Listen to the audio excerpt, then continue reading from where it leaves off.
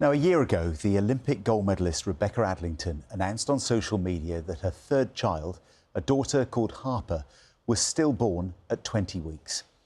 It was Rebecca's second miscarriage, and she turned to the bereavement charity Petals for help and support. Rebecca and Karen Burgess from Petals join us now. Morning. Morning. Thank you so much for talking to us. Becky, I know it's been it's a difficult thing for you to talk about, but this time last year, you lost your baby as a late miscarriage at 20 weeks. Why is it important for you today to come here and be able to share that experience with all of us? Yeah, I think miscarriage is one of those. It's difficult to talk about. It's difficult to listen to. I do appreciate it's a very difficult subject. It was my second miscarriage, like I said, and I was overwhelmed by the support that I had and the amount of messages that of people going, I've been in a similar situation. And it's something that you don't really hear a lot about because it is a very private subject. And I actually think it helped so many people by being so honest and open. And that was really important. And the support from Petals, I mean, without the counselling, it was just so beneficial. We had it with me and my husband, Andy, together, and that was just made a world of difference. It's interesting, isn't it? Because I wonder if in that moment when the worst happens, your instinct is actually just to put a wall up and not talk about it. Did you feel that?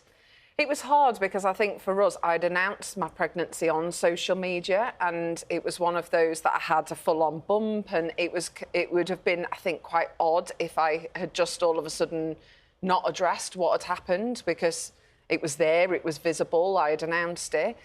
So I kind of, not felt forced to, but you kind of had to be honest about it. And I wanted to be really honest about it because it was something that my kids were fully aware of what had happened, my friends and family were, and I kind of just thought, I don't want to hide away from this. And so, yeah, I kind of put it out there, and the support, honestly, the support that I had and their messages, and even people saying, I haven't even talked to my family about this, but I wanted to get in touch, and those came flooding in, and actually you realise how common it is.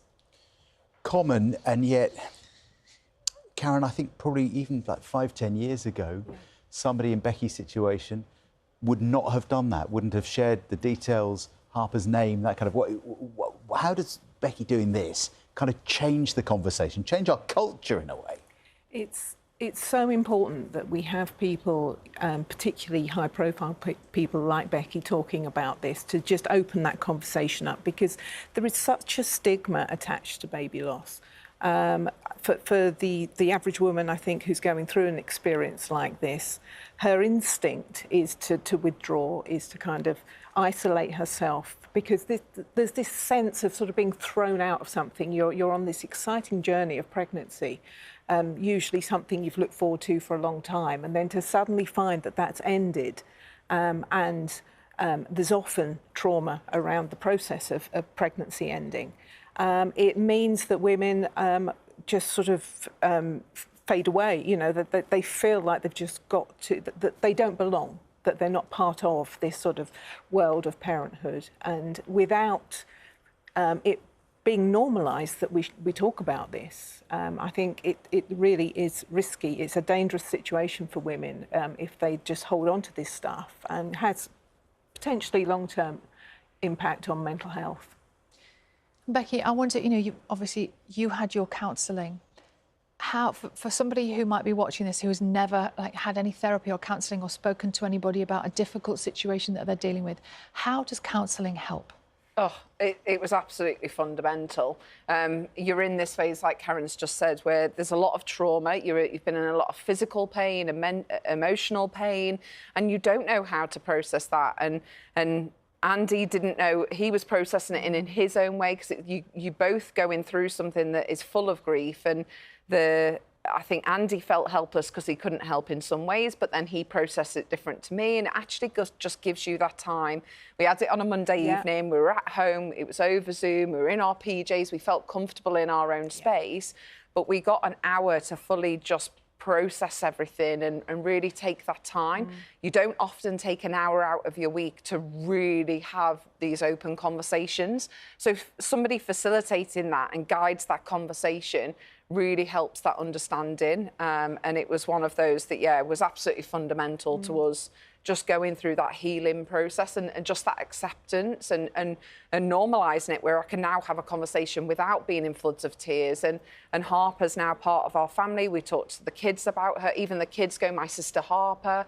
We've really been able to have her part of that family. And I think without Karen guiding us through that, it would have just been something that we never ever spoke about, and we all just dealt with internally and all just had this horrible pain, yet we're able to find a place for her in our family.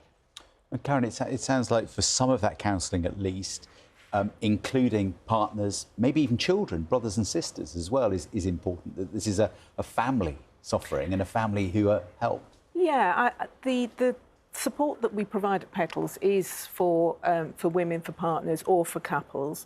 We don't actually bring children into the actual counselling setting, but what we do is help parents to consider how they're going to talk to their other children and work that out.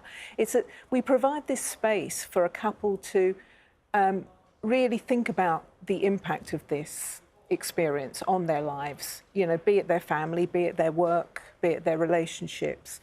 It's a really vital time, I think, and it's really important that this is available in the aftermath of something like this. Our service is there. We aim to pick parents up literally as they leave the hospital setting, so that we are the next step of care for them. And so we kind of capture them at their rawest, and then we help them to come to terms with what's happened to them. Becky, you know, as you mentioned, I imagine there are lots of women who never ever speak of this, don't even talk to their family about it. What would you say to them? Because I wonder if, you know, down the road they might suffer for not talking. There might be other impacts in their lives. What would your advice be to them?